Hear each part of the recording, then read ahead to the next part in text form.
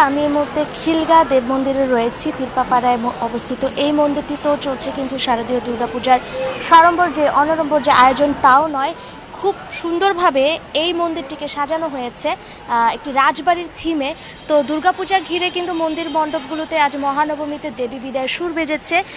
কেমন চলছে পূজা পরিস্থিতি সব কিছু মিলিয়ে কিন্তু ভক্তরা বেশ আনন্দেই কিন্তু এই পূজাকে উদযাপন করছে। তো একজন ভক্তের সঙ্গে কথা বলবো, যিনি এই মন্দিরেরও যিনি সভাপতি, তার সঙ্গে কথা বলবো যে পূজা কেমন দেখছেন। নমস্কার। আজকের মহানবমীর দিনে আমি সমস্ত দেশবাসীকে এবং সকল ভক্তকে শারদীয় শুভেচ্ছা জানাচ্ছি। আমরা এখানে আপনি দেখতে পাচ্ছেন যে প্রচুর ভক্ত সমাগম ইতিমধ্যে হয়ে গেছে। সবাই অঞ্জলি নেবেন। অঞ্জলির পরপরই আমাদের এখানে মহাপ্রসাদের ব্যবস্থা আছে। আমরা আজকে প্রায় 5,000 লোকের প্রসাদের ব্যবস্থা করেছি। সকলকে আমাদের মন্দিরে আমরা আমন্ত্রণ জানাচ্ছি। ধন্যবাদ। রিদিতা, যেমনটি উনি বলছিলেন যে একটু পরেই কিন্তু মহানবমীর যে অঞ্জলি সেটি কিন্তু শুরু হয়ে যাবে। এর আগে সকালে মহানবমীর পূজা শেষ হয়ে গিয়েছে।